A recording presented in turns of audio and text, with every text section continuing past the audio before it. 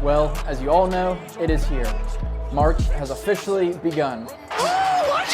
First and foremost, to prevent this from being an hour-long video of me just spewing knowledge and opinions about this year's March Madness tournament, I'm going to try to break these videos up into separate parts, talking about different things each time. In today's video, I'm going to be talking about the favorites in this tournament, who I think the 1 seeds should be, and everything you need to know about those 4 teams going into the tournament. If you know you're going to like what I'm about to say, make sure you hit that subscribe button. If you know you're not going to like what I have to say, hit that subscribe button. It's going to be a good little series here leading up to what I think is the best sporting event of all time. All right, let's start with what everybody knows, the favorites to win the tournament, Duke and Auburn. I think those two were the clear-cut favorites, 2 best teams in the country. The other teams that I think fall into that favorites category, Florida, Houston, and Alabama. I think Florida, even though they're one of the best teams in the country, I think are one of the most underrated teams in the country. Like, they still don't get the national coverage I think that they deserve. I'm going to get into them a little later in this video, but I have very high praise for the Florida Gators this year.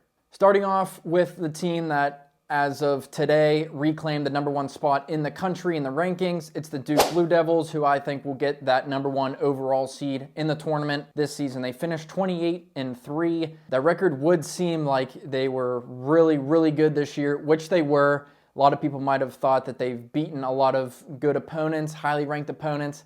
That's not really the case, and a lot of people have been bringing that up recently. So the thing with Duke this year is they haven't had a lot of ranked matchups. They played Kentucky and Kansas way back in November, losing both of those games. And that was back when Kansas was supposed to be really good. They have fallen out of the rankings somehow this year. I thought they'd be really good. I'll be talking about them in another video. But right now, Duke, 2 of their losses to the Blue Bloods in Kentucky and Kansas. They lost to an unranked Clemson back in November, but as of now, Clemson is ranked in the top, I think they're 12th or 11th right now. I think Clemson's really good. I'll also be talking about them in another video. So those 3 losses, I mean, they were against good teams, but those are really their only ranked matchups that they've had this season.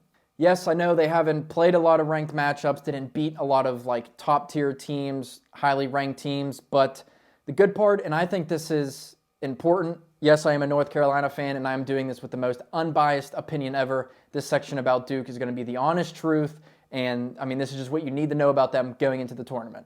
Not beating highly ranked opponents can kind of hurt your resume going into the tournament, but in this case, I don't think it hurts Duke, because look at this. They destroy bad teams or non-ranked teams, whatever category you want to put them in. I mean, they just take control, beat those bad opponents. They never really let them into the game at all. And I think that's really important, that if you're not getting the opportunity to be playing some of those big name teams or highly ranked teams, you need to take care of business, and that's exactly what they did all year. They beat Georgia Tech by 26, Virginia Tech by 23, Pitt by 29, Miami by 35, Boston College by 25, Stanford by 36, and a team that I think has a chance to make a deeper run in the NCAA tournament is Illinois. Duke beat them by 43 points.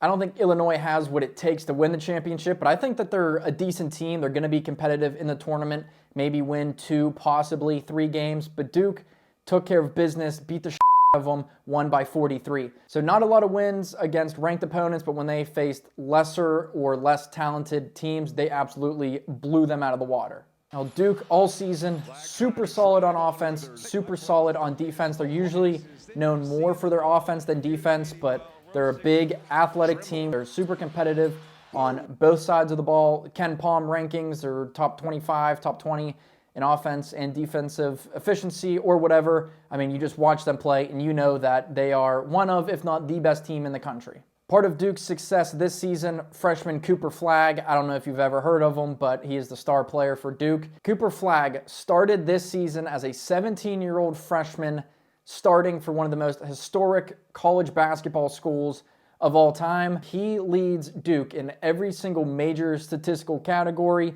averaging 19.4 points per game. That leads the team, shooting 49.4% from the field. That doesn't leave the team, but a freshman shooting 50% from the field, almost 50%, is very good. He's going to be the number 1 draft pick. If he declares for the draft, there's rumors that he's coming back for another year, but we'll just have to wait and see on that. So he's putting the ball through the hoop efficiently, 7.6 rebounds, 4.2 assists, And honestly, a low-key good part about his game is his defense, which I don't think gets talked about enough. 1.5 steals, 1.3 blocks, and every time there's a loose ball or a turnover, that dude is flying down the floor either without the ball or looking to receive a pass. He's great in transition, fantastic player. I hate that he's on Duke, being a North Carolina fan, but that can't take away from the fact that he is a really good basketball player, especially at how young he is. With that being said, all the praise for Cooper Flagg. I think Duke, they should be penciled in as an automatic Final Four team, but the only way I think that Duke loses is if the lights somehow happen to be too bright for Cooper Flagg. Throughout the regular season, he pretty much got better every week, every month, but if he's in a critical spot like he was at the end of those Kansas and Kentucky games where he had late turnovers, 2 turnovers in the last minute versus Kansas, I think it was, late turnover versus Kentucky, that really cost Duke those 2 games. So if he's in another situation like that in a close NCAA tournament game, Duke might not advance past that game. And another guy that I haven't mentioned yet, Con Knippel, a very good shooter, also a freshman. If the lights are too bright for him and he can't shoot the 3 ball, because Duke is a good and efficient 3-point shooting team, so if Knippel can't shoot the ball well in however many games Duke is playing, I could see Duke getting outworked and outbeaten by another team.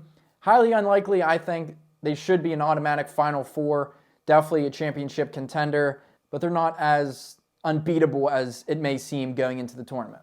Duke reclaimed that number 1 spot in the rankings going into conference tournaments. Number 2, the Auburn Tigers, another very heavy favorite to win this tournament. I think the second best team, I don't know. I think them and Duke kind of 1A and 1B for the best team in the country. Duke did beat Auburn during the regular season, so that kind of gives them a little bit of an edge. But I think Duke and Auburn, they have solidified themselves as the 2 best teams in the country by far. Auburn coming in with a 27-4 record. Their only losses coming against Duke, as I mentioned. Florida, who I mentioned is one of the best teams in the country. I'll talk about them coming up next. Alabama and Texas A&M, those were their last 2 games, so that's a little concerning. They lost to Texas A&M on the road, which I said I'd be damned if Auburn lost this game because I'm not high on Texas A&M. I'm sure I'll be talking about them in another video in this little series coming up. But they lose to Texas A&M on the road. They lose to Bama in overtime at home. I think that's just a little concerning. A 2-game losing streak going into the conference tournament, which the SEC, my God, it's a flip of the coin of who's going to win that conference tournament. But Auburn maybe get a little bit of rest going into March Madness, flush out those 2 losses. I think they'll be just fine. I think Auburn is the most energized, intense, aggressive team in the country. Every single time you watch them, every time there's a turnover, the other team makes a bad pass, everybody on the court, Bruce Pearl on the bench, all the players on the bench, the emotions run so high with that team that they have to be absolutely horrifying to play against. After an Auburn turnover, their guys are on the ball trying to win it right back, especially Chad Baker-Mazara. And he's 29 years old, but he's still a really good college player because he's still in college somehow. But he's in the face of the guy with the ball, guarding inbounds, full court pressure. They're just in your face 24/7. They like to run, they like to shoot, they like to defend. So just a super solid team all around. But stepping on the floor against those guys has to be scary.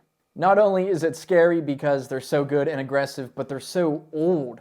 Their lineup, their starting lineup at least, is almost as old as the Oklahoma City Thunder's roster. The fact that Auburn has guys like Baker-Mazara and Broome that are 26 years old, it helps in the tournament because you need experience. You need guys that have been there before. Yes, they took an early exit last year. I took them to win it all last year, of course. They lost to Yale in the first round. But that has to just make them come back hungrier and want to win this championship that much more. Can we talk about Tahad Pettiford, the freshman point guard for Auburn? Guys like Trey Johnson from Texas, Cooper Flagg getting all the love, all the talk in the freshman discussions. But Tahad Pettiford for the Auburn Tigers, I think has been absolutely sensational this year. Definitely think he's underrated, doesn't get talked about enough. Auburn has 7 or 8 other guys that are really good players too, of course, so he's going to get buried a little bit. But this dude plays so confident with the ball, without the ball. He fits so well into this Auburn Tigers team.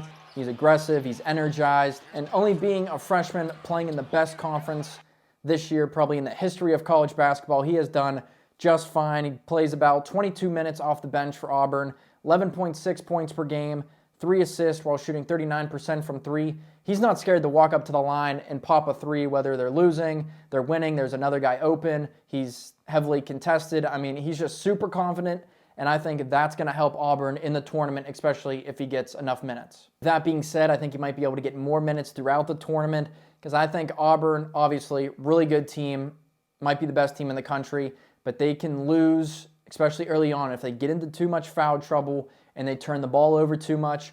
Auburn, very good taking care of the ball and turning the other team over. They're third in the country right now in assist-to-turnover ratio, so they're not turning it over too much, and they're taking advantage of other teams' turnovers, scoring points off of them as well. So as long as they limit turnovers, don't foul too much, I think they'll be okay. If they don't shoot the 3 ball all that well, it's not too concerning, but it depends on the matchup. If they face another high offensive power team, that could put them in more trouble than some other teams. They were third in the SEC, shooting 37.2% from 3, but they have guys that if they're 1 for 8 from 3, they're going to keep chucking up shots. But if the 3's not working, they have plenty of guys that drive to the hoop or pass down low like Broome, who's capable of scoring 30 points from the paint a game. It's going to be tough to beat a team like the Auburn Tigers, who are literally so good at everything, but try to get them into foul trouble, try to throw them off their game a little bit. We saw in that last Alabama game, Chad Baker-Mazara getting a flagrant 2, thrown out of the game. So if I'm another team, especially like a 16 seed or 11 seed or whatever, whoever ends up facing them, just try to get in their heads a little bit, get them in foul trouble, and just make them make dumb decisions. Like I said, Duke and Auburn, the 2 best teams in the country. It'll be interesting to see who gets that number 1 overall seed. But another team that's on their heels, who I think without a doubt is going to be a 1 seed in this tournament, is the Houston Cougars. Houston going to the postseason with a 27-4 record. I mean, when you think of Calvin Sampson, he's one of the best coaches in college basketball. Might end up being one of the best college basketball coaches in the history of the sport, but when you think of him and his teams, it's defense, defense, defense. Once again, Houston is one of the best defensive teams in the country. Opponents average 58 points per game against them. For Houston, that is number 1 in the entire country. Every single D1 men's basketball team, Houston is at the top in scoring defense. I do believe in the old saying of defense wins championships, but unfortunately for Houston, they haven't been able to get over that hump in the past couple years. I mean, Final Four runs, losing in Sweet 16s, Elite 8s. They've had really good teams in the past. They have another really good team this year, but it's just something about them that they haven't been able to get over that hump into winning a championship. For whatever reason, I have this strange feeling that this Houston team is different from the Houston teams in the past. I think they're in a better position to win the championship this year than they have in the past. And I think it starts with L.J. Cryer, their veteran, experienced point guard, transferred from Baylor 2 years ago.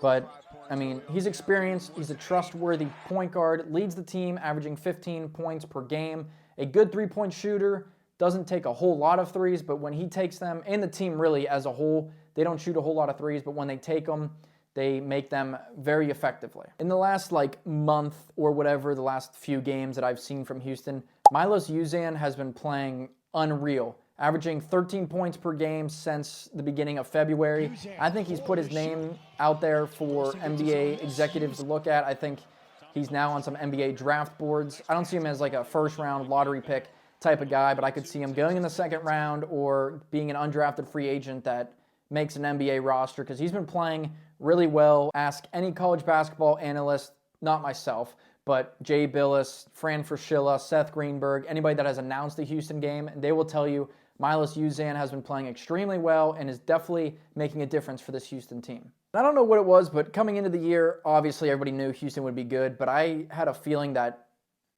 Arsenault would be really good for Houston, have a big year. I don't know if it's just because his last name looks cool. I think he is a good player. I just expected him to have a better year, so don't be surprised if you see Arsenault in the March Madness tournament making some big plays, having a couple big games that propels Houston to a win. Not saying that's like a prediction or anything, but if he has big games, big plays, you heard it here first. Another guy that has helped Houston tremendously, especially on the defensive side of the ball, has been Joseph Tugler. He's like 6'8", but the last game I saw, they said he had like a 12-foot wingspan or something absurd. Like, he's not the tallest big guy in the country, but when his arms are extended or raised, if you're in the paint going up against that, good luck. I mean, he hasn't helped the team out too much on offense. He's more of just catching lobs and finishing like tip-ins at the rim. But on defense, he's averaging 2 blocks per game. So like I said, if you drive into the paint or try to make a pass across court, he's going to get his arms in there, and he has been a tremendous help for Houston this year. Another experienced Houston Cougar, Juwan Roberts. Honestly, he might be like 30 years old now, but you know that he wants to win a championship for this team and for his coach, Calvin Sampson. Senior night, Roberts and Sampson shared a very emotional embrace during the ceremony at midcourt. You know that Roberts just wants to win this championship more than anything. I'm going to go out on a limb and say this is his last year of college eligibility. I'm not sure if that's 100% true just because of how it works now, but he's been there for like 6 years. So Houston, experienced, they get after it on defense, an efficient offense.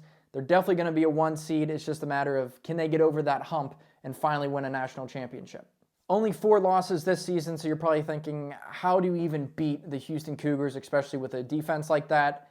And that's exactly how you beat them. You have to break down their defense, score points. If other teams get over that scoring average that Houston holds them to, I think that's how they're going to be successful, because I don't think Houston's offense as a whole, I don't think they have the ability to either win come from behind games where they're down like double digits. I just don't think their offense is good enough to keep up with other high-powered offenses in the country. So, I mean, if you try to get to like 65 points if you're the other team, I think that could be a good start for you, but Houston definitely going to be a tough team to beat. Hopefully you stuck around, because now it's time to talk about the Florida Gators. Not 100% sure that they're going to get a 1 seed. I think they deserve it, but they are definitely one of the best teams in the country. Even though they're ranked in the top 5 or 6, I think right now, they're definitely underrated. Florida coming in with a 27-4 record again, going into the SEC tournament. Who the hell knows who's going to win that? I think they have a good shot at winning that. Good shot at winning the national championship, but if they don't win, I think they're definitely a solid contender for a Final Four. Starts with head coach Todd Golden. He looks like he's 25 years old. He's 39. I mean, it doesn't have much to do with the success of the team. Just an interesting fact if you ever watched him. He looks like a kid, but he has done one hell of a job coaching this team. Now, if you've paid attention to college basketball this season, or have watched Florida Gators games, or just looked at stats, you know just how good they are on offense. Without a doubt, they're one of the best offensive teams in the country. They average 84.5 points per game. That's 9th best in the country. They have 6 games scoring 90-plus points, and those have come against good teams like Kentucky. It's not like they were doing that in the non-conference schedule, which they did, but they're able to score with the best of them. They also average 16.8 fast break points per game. That is 3rd best in the entire country. So if you miss a shot, they are out and going the other way, and that is thanks to their backcourt, who I think is one of the best backcourts in the country, which I'll get to in a second. But Florida, super good on offense, but they're also a good defensive team. While Florida is very good at shooting the 3 ball, they're also very good at defending the 3-point line. Opponents are only shooting 29.6% against them from beyond the arc, and that is 10th best in the entire country. So Florida's going to make a lot of threes, take a lot of threes, score a lot of points, but making 3-pointers for yourself is going to be tough if you're going up against them. So just keep that in mind when filling out your bracket, that you can't ignore the Florida offensive numbers, but if you dig into the stats defensively for them, I mean, they're just a solid team all around. Without a doubt, they have one of, if not the best backcourts in the country. Walter Clayton, Elijah Martin, Will Richard, I mean, 3 guards. They can all be on the floor at the same time. Good luck trying to defend that offense. Walter Clayton, coming into this season, I thought he had a chance to be the college basketball player of the year. I think as of right now, his name is still in that list of like the top 20 or 25 that they have out right now. I mean, he's just a baller. 17.2 points per game, 4.3 assists, shoots 36.4% from 3. Also a good on-ball defender, similar to Elijah Martin, which if you recognize his face or his name, he went to Florida Atlantic the last 2 or 3 years, transferred into Florida. He was part of that championship contending team in that March Madness run, but he's a Final Four player. He's up there in age. He's probably 24, 25 years old at this point, but a lot of experience, and he's just part of that great backcourt for Florida.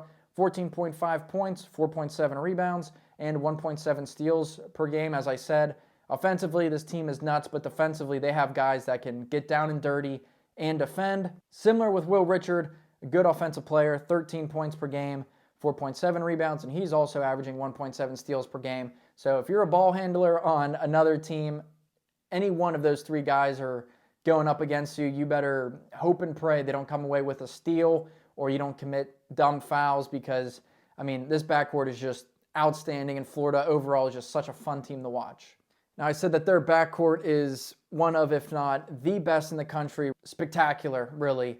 There's not enough good words to describe their backcourt. Their front court, like their forwards and centers, I would say it's a good front court. Alex Condon, sophomore, he's 6'11". He's a really good passer. I think he's underrated in that skill. He only averages 2.3 assists per game, but if you double him on the post or he's out on the perimeter, he's going to make a good pass. He's still putting up 11.4 points per game, 8 rebounds, and 1.4 blocks. So offensively, he's going to make the right play. He's not going to explode for like 30 points in a game, I don't think. But he can score down low, but I think just underrated as a passer in general. And the second guy in that front court, Ruben Chinyelu, the transfer from Washington State. He's also not a big scorer, only averaging 6 points per game. He only plays around 20 minutes per game, but he is a beast, standing at 6'10", averages 6.5 rebounds in those 20 minutes of play, 1 block per game, but he is a really good shot blocker. The numbers might not indicate it, especially because he doesn't play a whole lot of minutes, but when he's down there in the paint and you try to drive on him, I mean, he's going to get his arm up there and definitely high potential of you getting your shot blocked. He's had multiple games with multiple blocks. I forget what game it was, but it was one of the first Florida games I watched. He had like 4 blocks in a row, just swatting the ball away every time it went towards the rim. And I think that goes a long way in the tournament. They got the exterior defense with their guards out on the perimeter and down low inside with Condon as well, a good shot blocker. So, I mean, inside and out, offensively, defensively, Florida, one of the best teams in the country. I just don't think they're talked about enough. Super underrated, and I might just end up having them win it all when it comes time to fill out my bracket. I think when you look at the Florida Gators, they are known more for their offense, but their defense has to show up in the tournament. I mean, this is when it really matters. You can't give up 90 points and expect to win a game, even with the offense that they have. But the defense needs to show up, and if their shots don't fall, especially from the outside, they need to grind it out, get the ball down low, get to the foul line, get some easy buckets before they start trying to run this crazy offense again. It's not guaranteed that the offense is going to struggle, but at stretches during games, if their offense struggles, just get to the foul line, get layups, get out in transition like they're so good at doing. Like I mentioned, 3rd best in the country in fast break points per game.